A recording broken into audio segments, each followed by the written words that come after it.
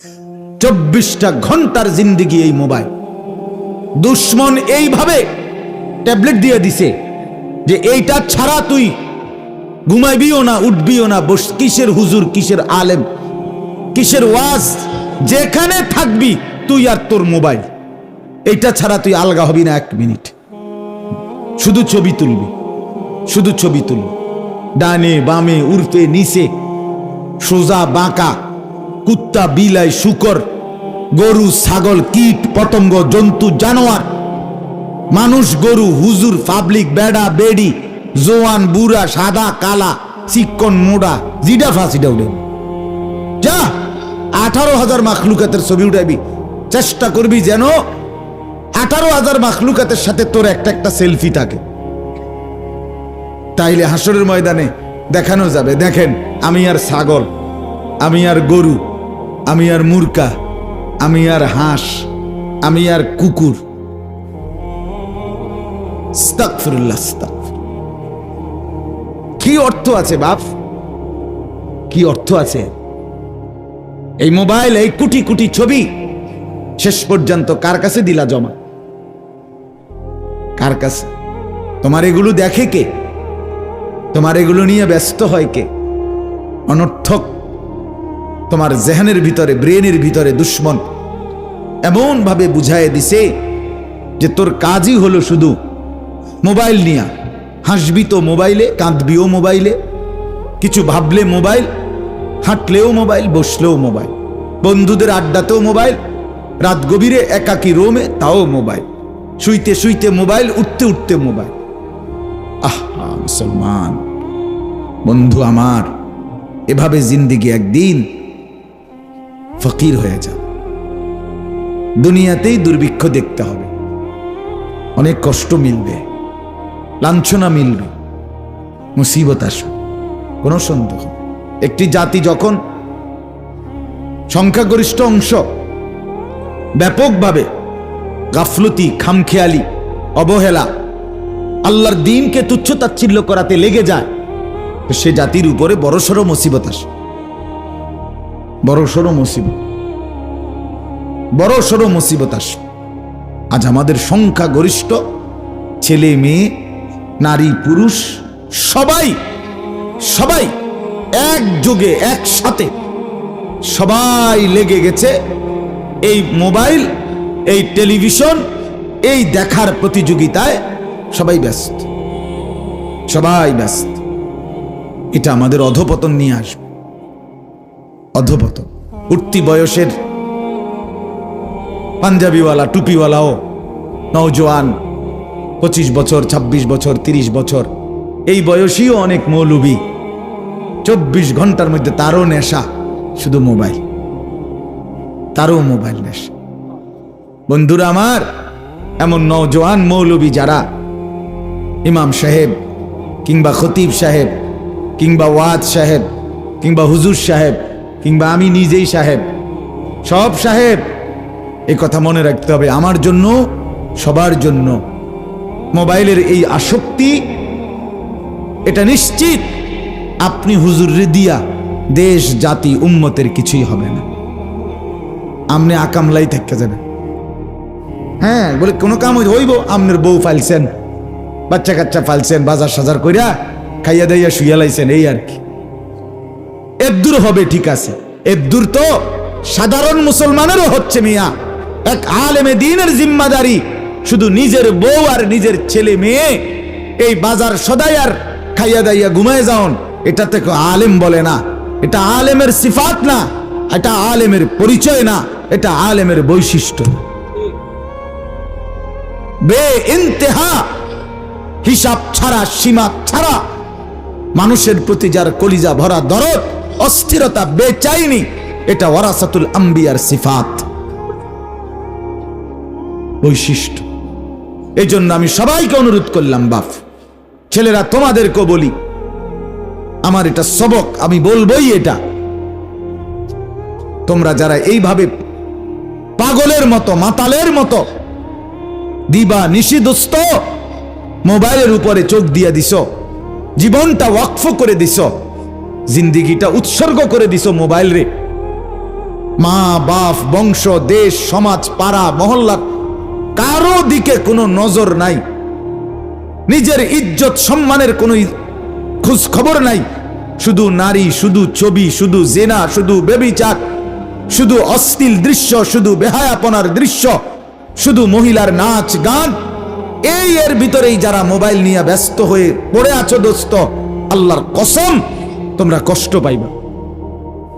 আখেরাতে না বন্ধু, দুনিয়াতে। দুনিয়াতে আখেরাত তো আছেই। ইন্নাল্লাযীনা ইউহিব্বুনা আন তাশিআল ফাহিশাতু ফিল্লাযীনা আমানু লাহুম আযাবুন আলীমুন ফিদ দুনিয়া ওয়াল আখিরাহ।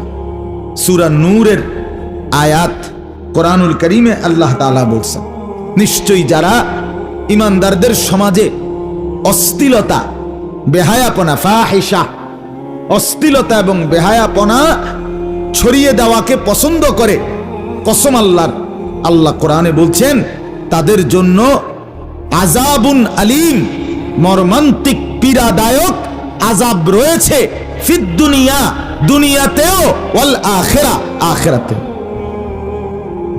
এটা কোরআনের আয়াত।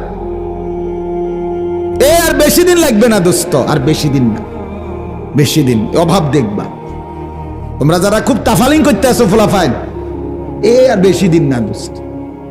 তোমার মাতবরি, এই চুলের পেখম, হ্যাঁ, পকেটে যে সময় টাকা থাকবে না, বাপ যে সময় আর ইনকাম করবে না, আস্তে চুলের পেখমও যাইব গা, আসিবা ফ্যান্টের বাহাদুরিও চলে যাবে। মাতবুরি তো দেখাও, বাপ কিছু কামাই করে দেখে। অহংকারী করছো তো তোমার নিজের টাকায় না, বাবার টাকা, মায়ের টাকা, ভাইয়ের টাকা, কিছু বলিয়া কিছু না বলিয়া, কিছু সত্য বলে কিছু মিথ্যা বলে, কিছু বাটপারি করিয়া, সিটারি করিয়া, চুরি করিয়া, অবৈধভাবে অন্যায়ভাবে মিথ্যা বলে ধোকা দিয়া অসংখ্য ছেলে মাকে ধোকা দেয়, বাবাকে ধোকা দেয়, মিথ্যা কথা বলে বলে হাজার হাজার টাকা নিয়া এই মোবাইলে এমবি ঢুকাইয়া, আরে ঠিক মতো খায় না, ঠিক মতো ঘুমায় না, নিজের শরীর স্বাস্থ্যেরও কোনো যত্ন নাই, শুধু মোবাইলে উলঙ্গ ছবি দেখতে দেখতে, এখানের এমবি ঢুকাইতে ঢুকাইতে জিন্দিগিও শেষ, যৌবনও শেষ, শরীরও শেষ, নাফরমান তোর আখিরাতও শেষ। মনে রাখিস বন্ধু, তো চিরেই তুমি আফসুস ছাড়া, হতাশা ছাড়া, দুর্ভাগ্য ছাড়া আর কিছু দেখবা না, দেখবা না। আল্লাহ তাআলা আমাদেরকে বুঝার তৌফিক দান করেন। মোবাইলের আসক্তি ছাড়তে হবে ভাইয়া, মোবাইলের আসক্তি ছাড়তে হবে। মোবাইলের এই পাগলা নেশা বন্ধ না করিলে আমার জাতি টিকবে না, আগামী প্রজন্ম টিকবে না। এই এখন যে ছেলেগুলোর বয়স 14 বছর, 16 বছর, 18 বছর, 20 বছর, এরা যেই হারে মোবাইল টিপতেছে, ছেলে মেয়েগুলো, এগুলো আগামী 20 বছর পরে গিয়ে কোথায় পৌঁছবে তা ভাবতেও গা শিহরে ওঠে। হ্যাঁ, আল্লাহ তাআলা আমাদেরকে বুঝ দান করেন। আমি আমার এই ছোট্ট ওয়াজের জীবন 18 বছর, তো 18 বছর আগেও তো আমি মুসলমানের নওজোয়ান দেখছি, তখনের চাল চলনও তো দেখছি, মনে আছে। আজ 18 বছরের ব্যবধানে আইসা এখনো তো দেখতিস, জানেও না কখন নামাজ পড়বে, কতদিন হয় 5 ওয়াক্ত নামাজ পড়ে না, বলতেও পারবে। অগণিত ছেলেকে আপনি জিজ্ঞেস, বাবা কৌসাই তুমি আল্লাহরে সাক্ষী রাইখা গত কতদিন হয় যে একদিনে 5 ওয়াক্ত নামাজ কোনোদিন পড়ো নাই, এটা কতদিন হইতে পারে? সে বলবে হুজুর গন্যা কি আর কুলান যাব, হিসাব করে কি আর কুলানো যাবে? তাইলে বলেন, মা কোথায়, বাবা কোথায়, অভিভাবক কোথায়, শিক্ষক কোথায়, দেশ কোথায়, জাতি কোথায়, প্রশাসন কোথায়, সর্দার কোথায়, মাতব্বর কোথায়, গ্রামের বাপ চাচা মুরব্বীরা কোথায়, দাদারা কোথায়, নানারা কোথায়? হ্যাঁ, কারো কোনো পাত্তা নাই, কারো কোনো অনুভূতি নাই, কারো কোনো নজরদারি নাই। চোখের সামনে সুন্দর ছেলে, ফুটফুটে তাজা ছেলে, সুস্থ সবল, কি সুন্দর চমৎকার চেহারা, এমন সোনার ছেলে, সুন্দর ছেলে চোখের সামনে নষ্ট হয়ে গেল। অশ্লীল ছবি দেখতে দেখতে, উলঙ্গ ছবি দেখতে দেখতে, জিনা ব্যভিচারের দৃশ্য দেখতে দেখতে, কেউ মদের আড্ডায়, কেউ জুয়ার আড্ডায়, কেউ নেশার আড্ডায়, কেউ নারীর আড্ডায়, কেউ অশ্লীলতার আড্ডায়, কেউ বেহায়াপনার আড্ডায়। শেষ শেষ। আল্লাহ আমাদেরকে বুঝ দান করেন।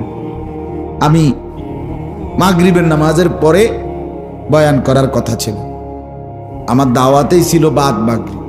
এলাকার হুজুররা আগেই বয়ান করেন, আমি তো এলাকারই সংগঠনেরও সদস্য, কইলাম না, কিন্তু আমার একটু দেরি হয়ে গেছে। আমার বাচ্চাটা, ছোট বাচ্চাটা অসুস্থ ছিল, পরে আমি জোহরের পরে ডাক্তারের কাছে নিতে হয়েছে, ওইখান থেকে রাইখাত জলদি, এরপরে আসতে দেরি হয়ে গেছে। এই জন্য আমি আর অল্প একটু সময় কোরআনুল কারীমের একটি আয়াত, 28 নম্বর পারা, কোরআনুল কারীমের 66 নম্বর সূরা, সূরাটার নাম সূরায়ে তাহরিম। এই সূরার 8 নম্বর আয়াত, এই একটি আয়াত তেলাওয়াত করেছি ইনশাআল্লাহ। ও আর এই ভাইদের তো বসার কোনো জায়গা নাই, শরীফ ভাই, আর তো কোনো চাটাই মাটাই নাই ওদিকে, অনেক সাথী দাঁড়ানো। বউ না ভাই, যাদের জায়গা আছে ওই যে পিছনে বা ওইদিকে বইলে ভালো হইব, বসলে বরকত হবে, কলিজায় বসবে, বসে শুনলে ভালো হবে। যতক্ষণেই শোনো ভাই, বসেই শোনো। ছেলেরা আমি বলছি বসে শোনো, তুমি 10 মিনিটে শোনো, আল্লাহর কথা বইসা শোনো, উপকার হবে ভাইয়া, দিল লাগবে, ফায়দা হবে। যাও না ভাই, পিছনে যাও, এক সাইডে যাও, জেন দিয়ে কষ্ট করে চাপাইয়া বসো, প্রয়োজনে নিজের জুতার উপরে বসো, একখান দিয়ে মিলাইয়া বসো। সবাই আগায় একটু জায়গা করে দেন, দেন না ভাই, মেহেরবানি করে জায়গা করে দেন, জায়গা করে দেন, জায়গা করে দেন ভাই। আল্লাহ কবুল করেন, আল্লাহ কবুল করেন। সবাই সবাইরে আগান না কইয়া আমনে আগান, সবাই আগান আপনারা, আল্লাহ তৌফিক দান করে।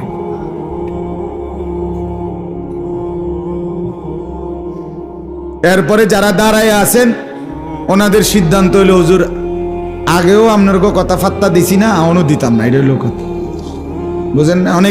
অনেকের হিসাব হইল এটা, হুজুরদের কথাতে তো আমি এমনিই শুনি না, তার এই কথাই একখান শুনিনা কিরুমার, বুঝছেন না কথা? চলেন তো, বলতেছিলাম আমি একটু মনোযোগ দেওয়ার জন্য অনুরোধ করছি, সবাই ডানে বামে তাকায়েন না ভাই, আমাদের দিকে তাকান। সূরায়ে তাহরিম 66 নম্বর সূরা, কোরআনুল কারীমের 28 নম্বর পারা, এই সূরার 8 নম্বর আয়াত। আমরা যারা এখানে বসা, উপরে নিচে, আমাদের প্রত্যেকের পরিচয় আলহামদুলিল্লাহ যে আমরা মুসলমান, ঠিক কি না বলেন? মুমিন। আমরা নিজেদেরকে মনে করি আমরা ইমানদার, আমরা মুসলমান। তো এই ঈমান আমাদের প্রথম শ্রেষ্ঠ, সর্বোত্তম, সর্বোৎকৃষ্ট পুঁজি। আমি একজন মানুষ, আপনারাও একজন মানুষ। এক মানুষ হিসাবে আমার জীবনের সবচেয়ে বড় অর্জন, সবচেয়ে বড় পুঁজি আমার ঈমান। ঈমান এটাই জীবনের সবচেয়ে বড় অর্জন। এটা আছে ঈমান। এবার যদি গোটা পৃথিবীও না থাকে, সবই আছে আমার। ঈমান নাই, গোটা পৃথিবী যদি 1000 আমার থাকে, আমার কিচ্ছু নেই। তাহলে আমার জিন্দেগির মূল পুঁজি কি বলেন না সবাই? ঈমান। ঈমান আমার শ্রেষ্ঠ পুঁজি, ঈমান আমার মূল পুঁজি। কোরআনুল কারীমের মধ্যে আছে, ওয়া আসবাগা আলাইকুম নিআমাহু যাহিরাতান ওয়া বাতিনা। আল্লাহ তাআলা বলেন, আল্লাহ তার বান্দাদের উপরে নিয়ামত পূর্ণ করেছেন, প্রকাশ্য এবং গোপন পূর্ণ করেছেন। কোন একটা বালতি ফুরাইতে ফুরাইতে একদম সমান করে ফেলছে, পুরাইয়া পূর্ণ, একেবারে পরিপূর্ণ, টইটম্বুর। তো তাফসীরের মধ্যে লিখছে, হযরত মুজাহিদ রাহমাতুল্লাহ আলাইহি বলেন, কোন ব্যক্তিকে আল্লাহ তার নিয়ামত দিয়ে পূর্ণ করছেন, এটা কখন হবে? মানে এ কথাটা বলা যাবে কখন? যে সে মনে করেন ভাত খাইতে খাইতে খাইতে খাইতে 8 প্লেট, একেবারে 10 প্লেট ভাত খাইছে, না আল্লাহ তারে নিয়ামত পূর্ণ করে দিছে নাকি? কথা বলেন না কেন? সে বাড়ি করতে করতে 200 তালা করছে, তাহলে আল্লাহ তারে নিয়ামত পূর্ণ করে দিছে নাকি? না। মানে দুনিয়া তামামটা দিয়ে দেওয়া এটা নিয়ামতের পূর্ণতা না। তাফসীরের মধ্যে লিখছে হযরত মুজাহিদ ইবনে জবর রাহমাতুল্লাহি আলাইহি, তিনি হযরত আব্দুল্লাহ ইবনে আব্বাস রাদিয়াল্লাহু তাআলা আনহুমার ছাত্র ছিলেন, তাবিঈ মুজাহিদ রাহমাতুল্লাহ আলাইহি। উনি বলেন কোন ব্যক্তিকে আল্লাহ তাআলা নিয়ামত পূর্ণ করে দিচ্ছেন কখন বুঝাবে? যখন আল্লাহ তাআলা তাকে ঈমানের দৌলত দান করেছেন, তখনই বলা হবে আল্লাহ তাকে নিয়ামত পূর্ণ করে দিছে। তাহলে ঈমান যার সম্পদ, কালেমা যার সম্পদ, লা ইলাহা ইল্লাল্লাহ যার পুঁজি, মুহাম্মাদুর রাসূলুল্লাহ যার পুঁজি, এই কালেমা যার পুঁজি, ঈমান যার পুঁজি, তার নিয়ামত পূর্ণ হলো। তার নিয়ামত আসবাগা, আসবাগা মানে পূর্ণ হলো, তার নিয়ামত পূর্ণ হলো। তাহলে ঈমান শ্রেষ্ঠ সম্পদ, শ্রেষ্ঠ পুঁজি, শ্রেষ্ঠ পাথেয়, শ্রেষ্ঠ নিয়ামত। হাসরের ময়দানে এই ঈমানের বরকতে প্রত্যেকটা ঈমানদার বান্দা যদি ঈমানটুকু সহি প্রমাণ করতে পারে, তাহলে সে যদি নিজের গুনাহের কারণে জাহান্নামেও যায়, তারপরেও লক্ষ বছর পরে হলেও আল্লাহ তাআলা ঈমানের বরকতে জাহান্নাম থেকে তুলে জান্নাতে পৌঁছায় দেবে। শেষ ঈমানদার ব্যক্তিটাও জান্নাতে যাবে, আর আল্লাহর ওয়াদা বাস্তবায়ন হবে। আল্লাহর একটা ওয়াদা ছিল, মজার ওয়াদা। নবীজিকে আল্লাহ বলছিলেন ওয়ালা সাউফা ইউতিকা রাব্বুকা ফাতারদা, আমি আপনাকে এই পরিমাণ দেব। নবীকে আল্লাহ বলছে বন্ধু আপনি খুশি হয়ে যাবেন, আপনি খুশি হওয়া পর্যন্ত, আপনি রাজি হওয়া পর্যন্ত আমি আপনাকে দিতে থাকব। এখন হাদিসে আছে, তাফসিরে নবীজি সাথে সাথে বলছেন আমার শেষ ঈমানদার লোকটাও, আমার শেষ ঈমানদার উম্মতটাও যদি জাহান্নামে থাকে, আল্লাহ তবু আমি পরিপূর্ণ সন্তুষ্ট হব না। আল্লাহ কয় আচ্ছা ঠিক আছে, আমিও ঠিক আছে, আমিও রাজি, আমি দেমু যান। আপনার ঈমানদার উম্মতকে আমি দুই ভাবে জান্নাত দেব, কিছু সরাসরি জান্নাত দেব, কিছু নির্দিষ্ট মেয়াদে শাস্তি ভোগ করিয়ে ঈমান যদি ঠিক থাকে তাহলে তবুও জান্নাতে শেষ ঈমানদারকেও পৌঁছাইয়া আপনার মুখে চির হাসি ফুটাইয়া দেব।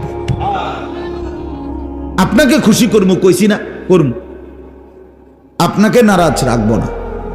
তাইলে ঈমান শ্রেষ্ঠ সম্পদ, ঈমান শ্রেষ্ঠ সম্পদ। আর ঈমান শুধুমাত্র কালেমা লা ইলাহা ইল্লাল্লাহ মুহাম্মাদুর রাসূলুল্লাহ এটা পড়তে পারেন আপনি, এটাকে বলেন এটা ঈমানের কালেমা, এটা ঈমানের বাক্য। শুধু এটা বলতে পারলেই আপনি পরিপূর্ণ ঈমানদার, কামেল মুমিন না, এটা বুঝায় না, এটা ঈমানের বাক্য। আমার শায়েখ আল্লামা মুফতি মুশতাকুন নবী কাসেমি অনেক সময় উদাহরণ দিতে গিয়ে বলে যে মনে করেন এখানে আমি কাগজে লিখলাম চ আকার চা, তো এই চ আকার চা এটাই তো চা। কথা বলেন না কেন? চ আকার চা এটাই তো চা নাকি? না না, এটা চায়ের শব্দ, এটা চায়ের কালেমা। কিন্তু চা পাতা, চিনি, পানি এই তিনটার সম্মিলন, তিনটার একত্র করা, গরম করা, এটারে বলা হয় কি? ঠিক কালেমা লা ইলাহা ইল্লাল্লাহ মুহাম্মাদুর রাসূলুল্লাহ, এটা ঈমানের কালেমা, এটা ঈমানের পরিচয়, এটা ঈমানের কালেমা। কিন্তু ঈমান শুধু এটা বলাকেই না, যথেষ্ট না, বরং ঈমানের ৭৭টি শাখা আছে। আমার আপনার প্রত্যেকের জীবনে গুনে গুনে টিক মার্ক দিয়া হিসাব কইরা কইরা ৭৭টা ঈমানের শাখা নিজের মধ্যে আনয়ন করা, এই সবটা মিলাইলে হয় পরিপূর্ণ ঈমানদার। কালেমা লা ইলাহা ইল্লাল্লাহ এটা যদি হয় শেকড়, এটা যদি হয় কাণ্ড, এটা যদি হয় গোড়া, তাহলে এই গাছের আসলুহা সাবিতুন ওয়া ফারউহা ফিস সামা, এর একটা ডালপালা বিশিষ্ট উপরে গাছ আছে। এই ডালপালা মোট ৭৭টি, সবগুলো আমার জীবনে আনা, এই সবটা মিলাইয়া ঈমান। এই জন্য একজন ঈমানদার হিসাবে ইমানের ৭৭ শাখা কি কি আপনার একটা একটা করে জানা, আমার মধ্যে আছে কোনটা নাই কোনটা, যেটা আছে আলহামদুলিল্লাহ, যেটা নাই এটা আনার চেষ্টা করা, এটা আপনারও জিম্মাদারি আমারও জিম্মাদারি। কথা বুঝছেন কিনা বলেন? সাথে সাথে আরেকটি জিনিস খেয়াল রাখা, ইমানের মধ্যে যেন কুফরি না থাকে, ইমানের মধ্যে যেন শিরিক না থাকে, ইমানের মধ্যে যেন নিফাক না থাকে, ইমানের মধ্যে যেন ইরতেদাদ মুরতাদ হওয়া এটা না থাকে। কুফর মুক্ত, শিরিক মুক্ত, নিফাক মুক্ত, ইরতেদাদ মুক্ত ইমান। কুফর মিশ্রিত ইমান গ্রহণযোগ্য না, শিরিক মিশ্রিত ইমান গ্রহণযোগ্য না, নিফাক মিশ্রিত ইমান গ্রহণযোগ্য না, মুরতাদওয়ালা ইমান গ্রহণযোগ্য না। ইরতেদাদ বলে তো বিষয়টা অনেক কিছু, হ্যাঁ অনেক কিছু, অনেক কিছু। আপনি এটারে মানে শুধু কেবল এক লাইন কইয়াই আপনি এরপরে বন খাবেন, বিড়ি খাবেন, চা খাইবেন, চা দোয়ানে চিকন টুলের মধ্যে বইয়া রঙিন টেলিভিশনে হ্যাঁ নর্তকীর নাচ দেখবেন, সুদের টিয়া গণবেন, আগ করলে কথা কথা গালি দিবেন, আপনার ফুত নামাজ পড়বে না, আপনার মেয়ে পর্দা করবে না, আপনার স্ত্রী পর্দা করবেন না, আপনার ঘরে কোনো আল্লাহ খোদা নাই, কোরআন তেলাওয়াত নাই, আপনার ঘরে 20 বছর ধরে প্রত্যেক দিন রঙিন টেলিভিশনে নাচ গান জিনা ব্যভিচারের দৃশ্য চলবে, সিনেমা নাটক সবাই দেখবে, আর আপনি হঠাৎ তুইটা বেহেস্তে যাইবেন গা। বেহেস্ত এত মামুর বাড়ি হয়ে গেল কা? কথা বলেন না কেন? আমনের মতো আকামলারে বেহেস্ত দিতে হইব, বেহেস্ত কি লোকের এত ঘাটতি ফিরে গেল কা? বলেন মিয়া। অসংখ্য মানুষ আছে চা দোকানে বসে বিড়ি খায় আর চা খায় আর নর্তকীর নাচ টেলিভিশন দেখে। এরকম মানুষগুলো যখন বলে ওলামায়ে কেরামের সমালোচনা, আলেমে দ্বীনের বদনাম করে, কোন আলেমকে গালি দেয় বা মিথ্যা কথা অপবাদ দেয়, আমার আফসোস হয় বেটা, তোর নিজের তলা নাই, তুই কাকে কি বলছিস? তোর কোনো হুঁশ আছে কি বেটা? আহাম্মক বেটা। নিজের ভিতরে মুমিনের চিহ্ন নাই। এবারটা কয় অমুক হুজুরের আকীদা বালা না, অমুক হুজুরের আকীদা বালা না, অমুক হুজুরে ওয়াহাবি, অমুক হুজুরে নবীর দুশ্মন। মানে কি? আমনে বিড়ি খান, ওই হুজুরে গাঁজা খায় নাকি? হ্যাঁ, আমনে টেলিভিশন দেখেন আর ওই হুজুরে নাচে নাকি? তো তাহলে হুজুরের আকীদা বালা নাকি? তা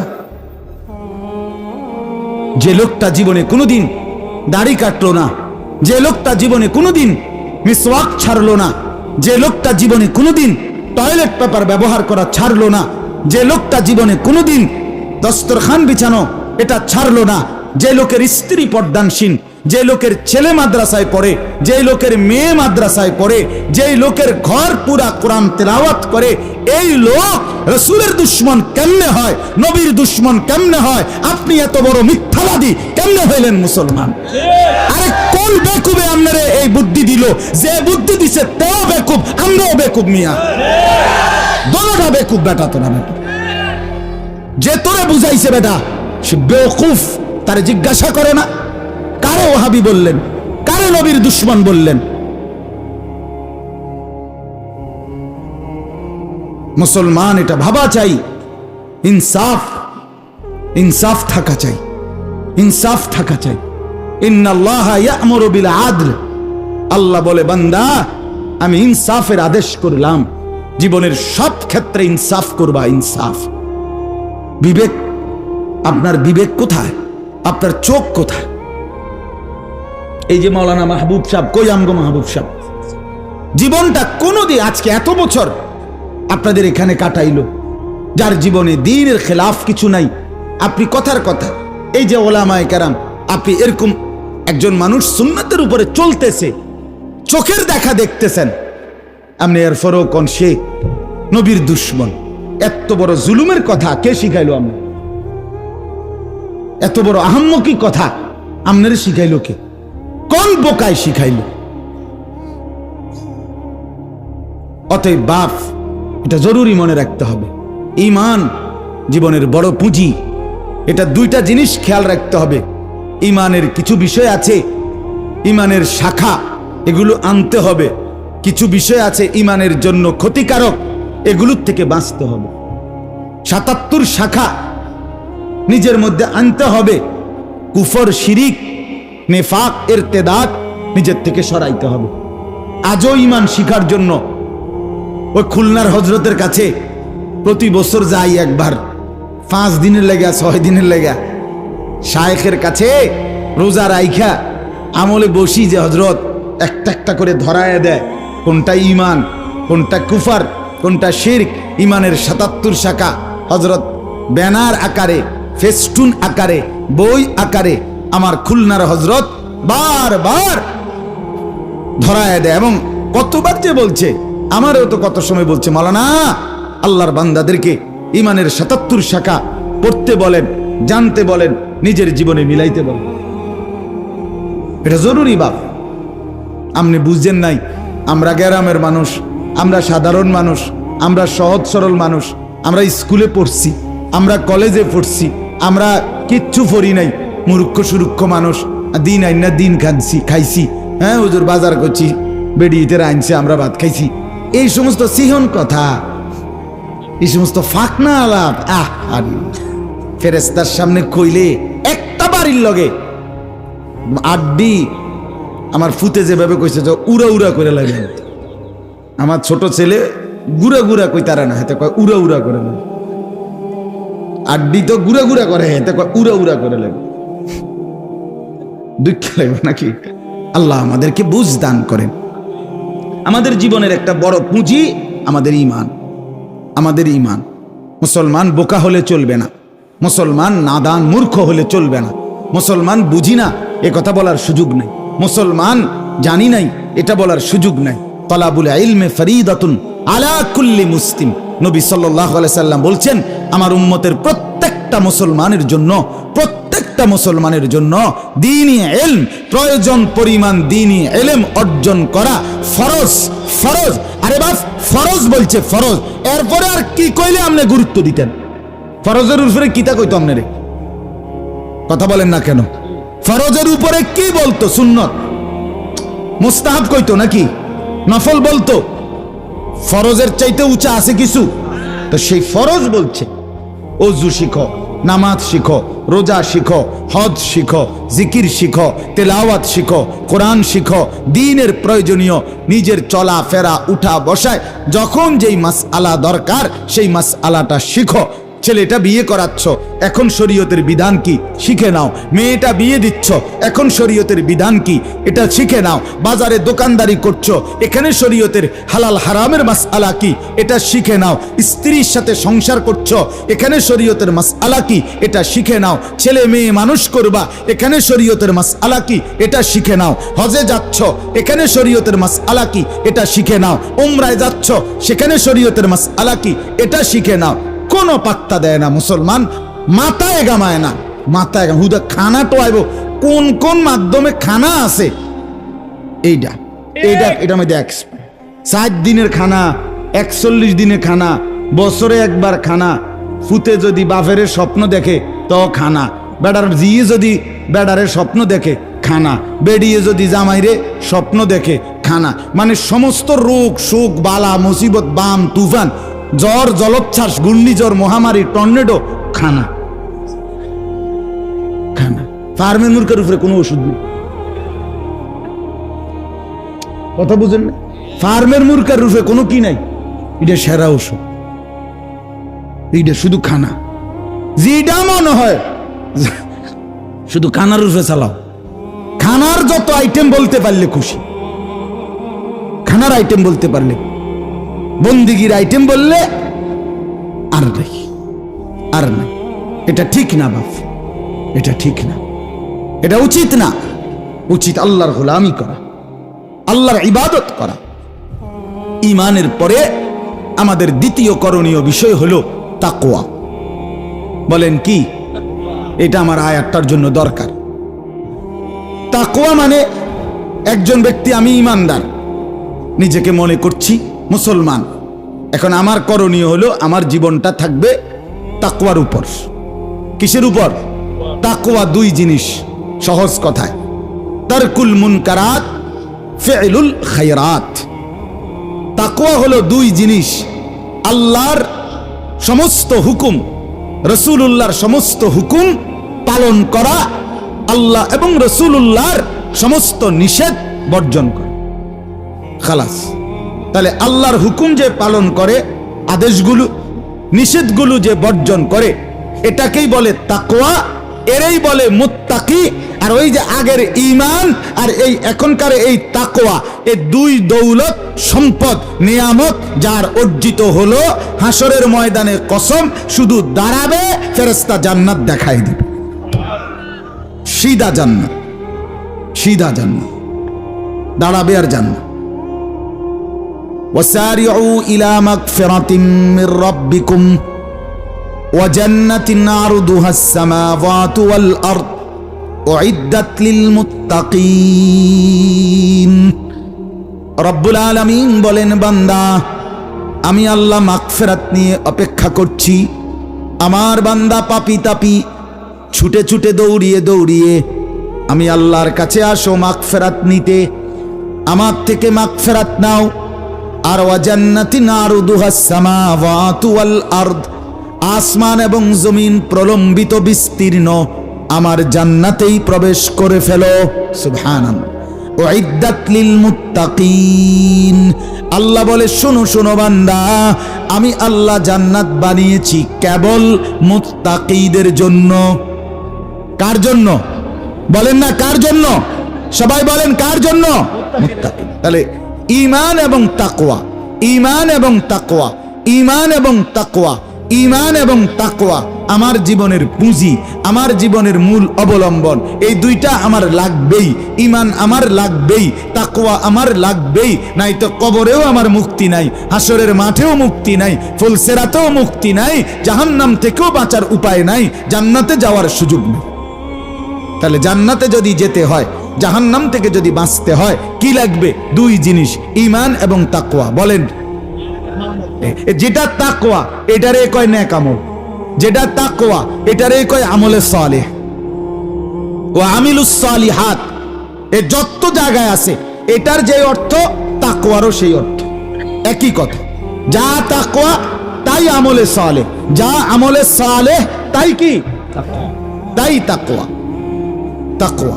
এখন আমি যে আয়াতটা পড়ছি, এবার শুধু এইটা বলতে চাই, আপনি আমি আলহামদুলিল্লাহ মনে করেন সিদ্ধান্ত নিলাম যে আমি তো মুমিন, মুসলমান পরিচয় দেই, কাজেই আমি তাকওয়ার উপরে চলবো, মানে আল্লাহর হুকুমগুলো পালন করব, রাসূলুল্লাহ সাল্লাল্লাহু আলাইহি ওয়াসাল্লামের হুকুমগুলো পালন করব, আল্লাহ এবং রাসূলের নিষেধগুলো বর্জন করব। এখন আমার শুধু একটা প্রশ্ন থাকবে আল্লাহর কাছে, আল্লাহ পালন করব সিদ্ধান্ত নিলাম, ওযু, গোসল, নামাজ, রোজা, হজ, যাকাত, জিকির, তেলাওয়াত, দান, সাদাকা, আওয়াবিন, ইশরাক, তাহাজ্জুদ, নফল, হ্যাঁ এগুলো আমি করব। এরপরে গুনাহ, চুরি, ডাকাতি, জিনা, ব্যভিচার, মদ, জুয়া, নাচ, গান, অশ্লীলতা, বেহায়াপনা, বেপরদিগি, নাটক, সিনেমা, খেলাধুলা, মিথ্যা উপার্জন, হারাম উপার্জন, অবৈধ রোজগার, ছিনতাই, রাহাজানি, সব কিছু আমি ছাড়বো, নেক আমল করব। এটা যদি আমি মনে করি, সিদ্ধান্ত নেই, তো আল্লাহর কাছে এবার আমার প্রশ্ন, করতে করতে চলার পথে আমল করছি, গুনাহ ছাড়ছি, কিন্তু যদি কখনো আমল ছুটে যায়, গুনাহ হয়ে যায়, তখন আমি কি আর মুত্তাকি থাকবো না? আমার তাকওয়া তো ছুটে গেল, এবার আমি কি জান্নাতি হব না? আমি কি জাহান্নাম থেকে বাঁচতে পারবো না? রব্বুল আলামিন তখন বলছে, বান্দা তোমার সিদ্ধান্ত নেক আমল করবা, সিদ্ধান্ত গুনাহ ছাড়বা। এই অবস্থায় থাইকা যদি কখনো অ্যাক্সিডেন্টলি বাই চান্স যদি গুনাহ হয়ে যায়, নেক আমল ছুটে যায়, সাথে সাথে আমি আল্লাহর কাছে তওবা করো, খাঁটি তওবা, খাঁটি তওবা, খাঁটি তওবা, তাওবাতান নাসুহা, আমি ওয়াদা দিলাম পুরা গুনাহ যদি আসমান সমান হয় মাফ করে দেব। তোমাকে মুত্তাকি বানাইয়াই রাখবো, আমার সঙ্গী বানাইয়াই রাখবো। এটা হইল তাকওয়ার রিমুভার। তাকওয়া যদি ছুটে যায়, এটাকে মুছে ঠিক করে দেওয়ার মাধ্যম হইল তাওবা। কি বলেন না? তাওবা। এটাই এই আয়াত। আল্লাহ তাআলা বলেন, ইয়া আইয়ুহাল্লাযীনা আমানু, হে ঈমানদারগণ, হে মুমিনগণ, তুবু ইলাল্লাহ তাওবাতান নাসুহা, তোমরা সকলেই জওয়ান বৃদ্ধ নারী পুরুষ সবাই তোমরা তওবা করো, আল্লাহর দিকে ফিরে আসো। তাওবাতান নাসুহা, খাঁটি তওবা, খাঁটি ভাবে ফিরে আসা। তাহলে একজন মুমিন তওবা করতে হবে যদি গুনাহ হয়ে যায়, যদি আমল ছুটে যায়। কারণ আমাকে মুত্তাকি হতেই হবে, আমাকে তাকওয়াবান হতেই হবে, নয়তো আমি জান্নাতে যেতে পারবো না। আর যদি তাকওয়া ছুটে যায়, লিক হয়ে যায়, ছিদ্র হয়ে যায়, নেক আমল হয়ে ভুল হয়ে ছুটে গেছে। আমি আজকে 3 মাস ফজরের নামাজ পড়ি, তো আজকে একদিন আমার ফজরের জামাত ছুটে গেছে। আমি আজকে 6 মাস 5 ওয়াক্ত নামাজ পড়ি, আজকে একদিন আমার এশার নামাজ ওয়াক্ত মতো পড়তে পারি নাই, তাহলে এটা আমার ত্রুটি কিনা? কথা বলেন না কেন? আমি সর্বাত্মক চেষ্টা করি চোখ নিচের দিকে নামাইয়া রাখতে, কিন্তু আজ আমি বেখেয়াল হোক, ইচ্ছায় হোক, শয়তানের ওয়াসওয়াসায় হোক, নফসের ধোকায় হোক, রাস্তার নারী, চলার পথের সুন্দরী নারী দেখে ফেললাম, এটা আমার গুনাহ হলো কিনা? আমার তাকওয়া ছুটে গেল, আমার তাকওয়া ছুটে গেল। আল্লাহ বলে ঘাবড়াইও না বান্দা, তওবা করো, আমি আল্লাহ আবার তোমার তাকওয়া ফেরত দিয়ে দেব, মাফ করে দেব। তওবা করো, তবে তওবা হইতে হবে খাঁটি তওবা। কি তওবা বলেন? কি তওবা বলেন না? তাওবাতান নাসুহা, খাঁটি তওবা। খাঁটি তওবা কাকে বলে? খাঁটি তওবা মানে হলো খাঁটি সরিষার তেল হাতে ডললা তওবা, ঠিক নি?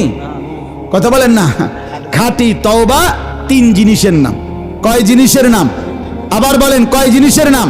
হ্যাঁ, 1 নাম্বার কালউ মা কান, যেই গুনাহ হলো এটা সমূলে গোড়া সহ ছেড়ে দেওয়া, উৎপাটন করা। এই 1 নাম্বার গুনাহ পরিপূর্ণভাবে ছেড়ে দেওয়া, যেটা করছি আমি, যেই ভুলটা হইছে আমার। 2, আর করব না, এই কথার উপরে মজবুত দৃঢ় সিদ্ধান্ত দেওয়া।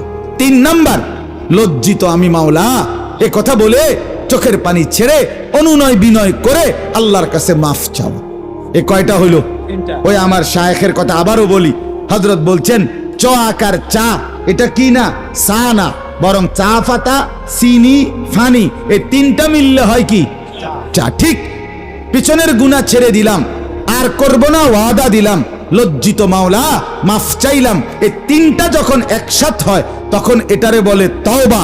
তওবা আল্লাহ তাআলা তখন 4 নাম্বারটা, আমি বলছি কয়টা? 3টা ছেড়ে দিলাম, আর করব না ওয়াদা দিলাম, লজ্জিত মাওলা মাফ চাইলাম, আল্লাহ বলে 4 নাম্বারটা, বান্দা আমার থেকে শোনো, আমি আল্লাহ মাফ করে দিলাম। তবে শর্ত হলো তুমি 3টা বুঝায় দাও, 4 নাম্বারটা আমি বুঝাই দেব।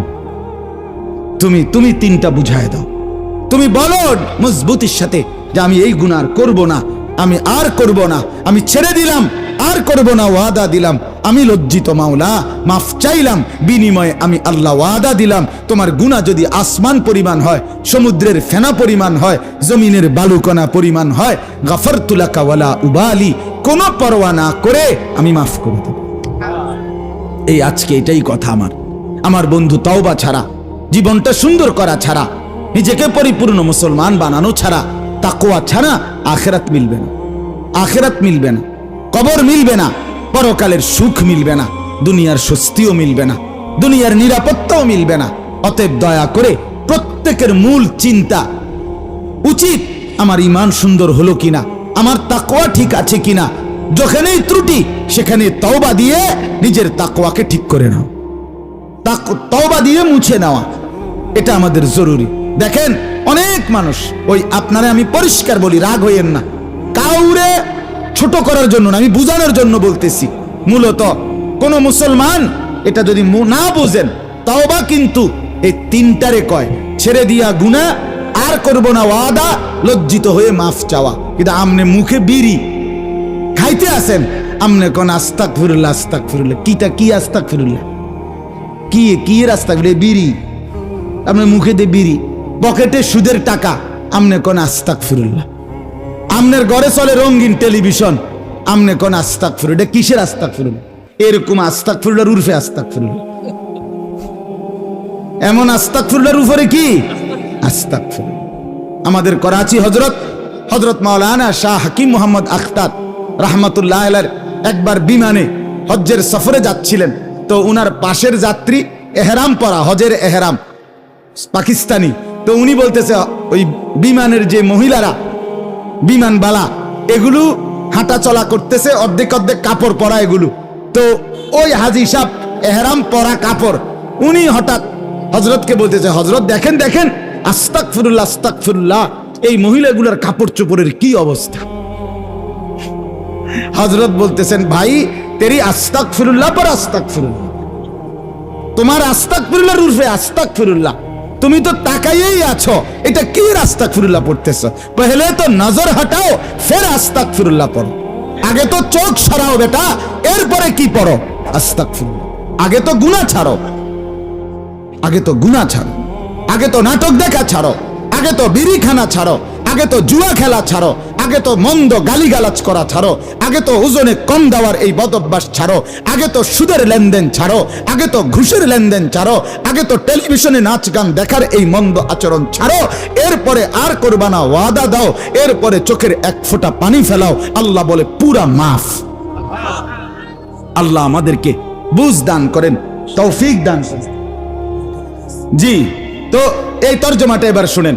ইয়া আইয়ুহাল্লাযীনা আমানু তুবু ইলাল্লাহি তাওবাতান নাসুহা, এই খাঁটি তওবা করো। আল্লাহ বলেন তোমার তওবা যদি এই তিন শর্তে খাঁটি হয়, আমি ওয়াদা দিচ্ছি কি কি দেমু। আল্লাহ বলছে, এক, আসা রাব্বুকুম আন ইউকাফফিরা আনকুম সাইয়্যাতিকুম, পিছনের সব গুনাহ মাফ করে দেব। এক। দুই, তওবার বরকত ওই তিন শর্তে। কয় শর্তে? ও ভাই বলেন না, কয় শর্তে? এক নাম্বার, পিছনের গুনাহ মাফ করে দেব। দুই, ওয়ায়ুদখিলাকুম জান্নাতিন তাজরি মিন তাহতিহাল আনহার, ঝর্ণা ধারা বেষ্টিত আমার জান্নাতে প্রবেশ করিয়ে দেব।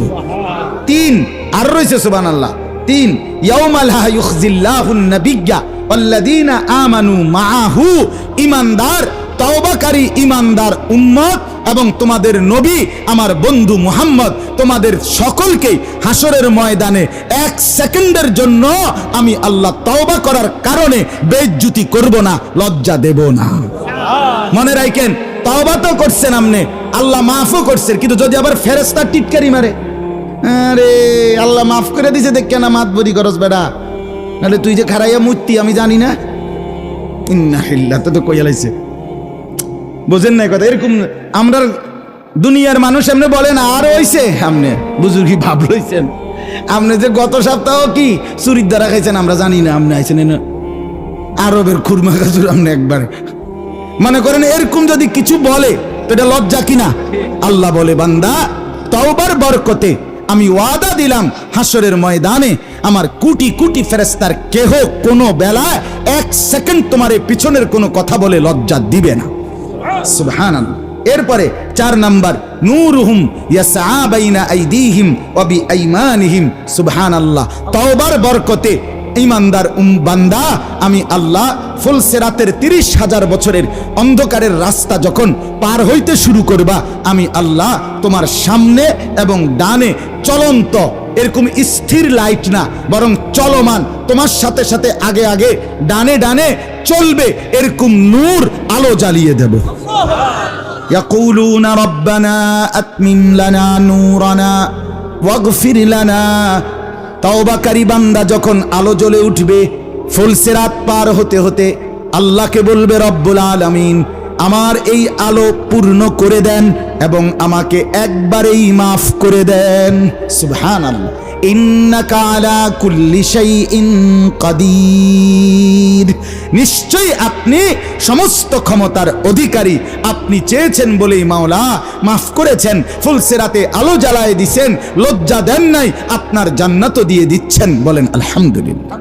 অতএব আমরা ইনশাআল্লাহ ঈমান, তাকওয়া, তওবা এই তিন জিনিস মনে রাখবো। কোন কি কি তিন জিনিস? ঈমান, তাকওয়া, তওবা। আবার কোন? ঈমান, আবার বলেন। আল্লাহ তাআলা আমাদের সকলকে তৌফিক দান করেন। আমাদের আগামী 2, 3, 4 ফেব্রুয়ারি মাসের এই 3 দিন বিশ্ব ইজতেমা, বলেন আলহামদুলিল্লাহ। 2, 3, 4 ফেব্রুয়ারি 2024 সাল, আগামী বছর আমাদের বিশ্ব ইজতেমা, সারা পৃথিবী থেকে লাখো আল্লাহর বান্দারা আসবে। আপনারা দলে দলে সবাই বিশ্ব ইজতেমায় অংশগ্রহণ করবেন, বলেন ইনশাআল্লাহ।